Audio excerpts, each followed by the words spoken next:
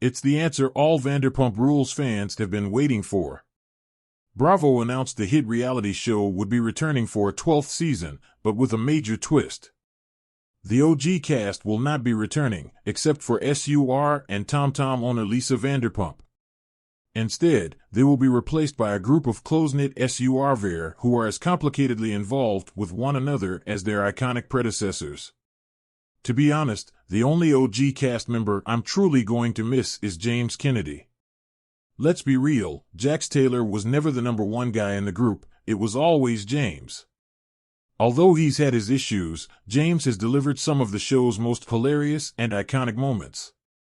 I also think he has had the biggest character arc out of the cast. James Kennedy became a cast member on Vanderpump Rules in Season 3 and stayed on as a main fixture throughout the rest of the show's 11 seasons. James started out as a young busboy at SUR, dating OG cast member Kristen Dutt following her messy breakup with Tom Sandoval. James quickly graduated from busboy to SUR's resident DJ, known for his See You Next Tuesday shows. Throughout his time on VPR, James has had his problematic moments, but he also made for hilarious and entertaining television. One of James' most well-known altercations was in Season 5, Episode 4, Thirsty Girls. While DJing at SUR, hostess Lala Kent confronts him about cheating on Raquel Leviss with another hostess, Gearlyn Gigi Gilbert. Jax interrupts their conversation, making gold digger comments about Lala's early relationship with Randall Emmett. These comments set James off, yelling at Jax that they need to take an order. You need to get more Cosmopolitans. Pumptinis.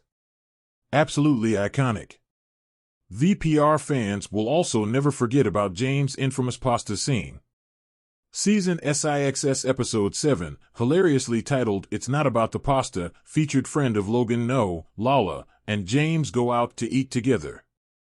At some point in the conversation, Lala randomly brings up that she and her friends ate all of Raquel's pasta. In typical James fashion, he lashes out at Lala, to which she says, I told you I ate Raquel's pasta and that's why you come for me. James responds with, it ain't about the pasta. It's not about the pasta. The conversation was extremely confusing for fans, and it sparked theories about what pasta could be a code word for.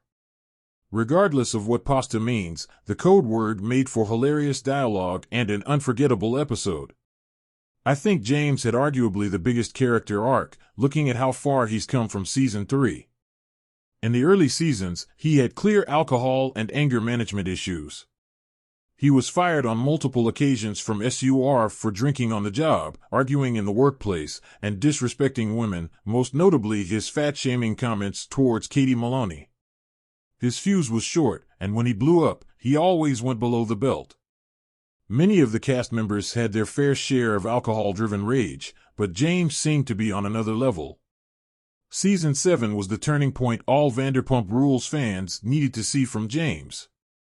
After being fired from his DJ gig at SUR, James realized the only way he could salvage his career was through sobriety. In emotional conversations with his friends, family, and Lisa, James completely breaks down and becomes vulnerable. For the first time, I saw a side of James the first had never seen before. He eventually gets his DJing gig back, which has since propelled his career into stardom, playing at EDM festivals like Coachella and EDC. If you look at who James was in Season 3 versus who he is now, it's truly the villain-to-hero storyline we all needed. I'm not mad about the old cast of Vanderpump Rules being shown the door. The OG cast members have run their course on the show, and it would, quite frankly, be boring to watch now.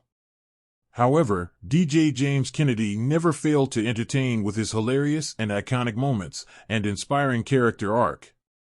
He's the gift that keeps on giving, and I'll miss that. Stream Vanderpump Rules on Peacock in the US.